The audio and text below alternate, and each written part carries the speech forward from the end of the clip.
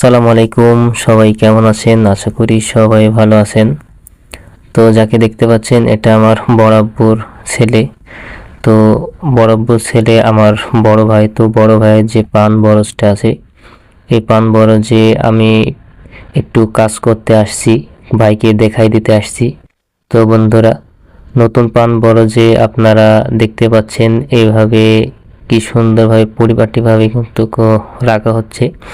আর যে ভাই কাজগুলা করছে আর কি, তো এই কাজ মূলত যে পান বরজে যে ঘাসগুলা হয়, সেই ঘাসগুলা মূলত নিড়ানো দেওয়া হচ্ছে। তো আমার বড় ভাই দেখুন কিভাবে নিড়ে দেওয়া হচ্ছে, মানে পরিষ্কার পরিচ্ছন্নতা করা হচ্ছে। মানে পরিষ্কার করলে কি হয়, পরিষ্কার করলে আপনার যে নতুন বরের যে পরগুলো আছে, এই পরগুলো অনেক সুন্দর দ্রুতভাবে বেড়ে উঠবে। আর যে পচানি রোগ বালাইগুলো আছে, এই রোগ বালাইগুলা হাত থেকে রক্ষা পাওয়া যায়। কারণ নতুন পান বরজে জাতের গড়া পচা রোগ বলা হয়, এই রোগ থেকে বাঁচতে পারবেন। কারণ পান বর্জ্য যখন আপনার মাটিতে লেগে যাবে, হয়ে উঠবে, সেই সময় কিন্তু আপনার ঘাসটাও কিন্তু বেড়ে ওঠে। তো এই বেড়ে ওঠার কারণে কিন্তু পান বর্জ্যে অনেক রোগ বৃদ্ধি হয়, পোকামাকড় হয়। তো ভাইকে বললাম, ভাই এই পান বরজটা যে ঘাসগুলা আছে, এই আগাছাগুলা নিড়ান দিলে আপনার বরটা অনেক সুন্দর হবে। তো নিড়ানোর পরে দেখতে পাচ্ছেন কত সুন্দর লাগছে। তো এইভাবে নিড়ানোর পরে আমরা মূলত যে কোদাল দিয়া সুন্দরভাবে কিন্তু এইভাবে যদি চেঁচে দিই, তাহলে দেখতে পাচ্ছেন কত সুন্দর লাগছে। তো এইভাবে মূলত চাঁচা হয়, চাঁচার পরে দেখুন কত সুন্দর লাগছে।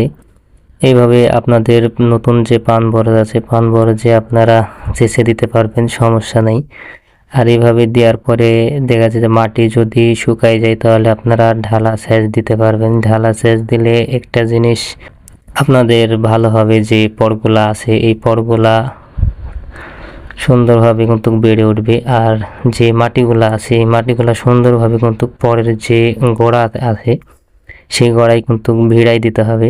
তো দেখতে পাচ্ছেন আমি কি সুন্দরভাবে কিন্তু মাটিগুলা ভিড়াই দিছি। আর পরগুলোও কেমন আছে অবশ্যই কমেন্ট করে জানিয়ে যাবেন। আর আমার সাথে যদি পরামর্শ নিতে চান, তাহলে আমার ডেসক্রিপশন বক্সে নাম্বার দেওয়া থাকবে, অবশ্যই যোগাযোগ করবেন। তো দেখতে পাচ্ছেন কিভাবে মাটিগুলা দেওয়া হয়েছে। তো এভাবে আপনারা নতুন পান বরজে সুন্দরভাবে মাটি দেওয়ার পরে সেচ দিয়ে দিবেন। তো পান বরজের জন্য অবশ্যই দোয়া করবেন। আর প্রতিনিয়ত আমি পান বরজের জন্য ভিডিও নিয়ে আসব। তো এই কয়েকদিন আমি একটু ব্যস্ততার কারণে ভিডিও নিতে আসতে পারি নাই। তো এরপর থেকে কিন্তু আমি প্রতিনিয়ত ভিডিও দেওয়ার চেষ্টা করব। আর অবশ্যই আমার চ্যানেলটি সাবস্ক্রাইব করে পাশেই থাকবেন। ধন্যবাদ।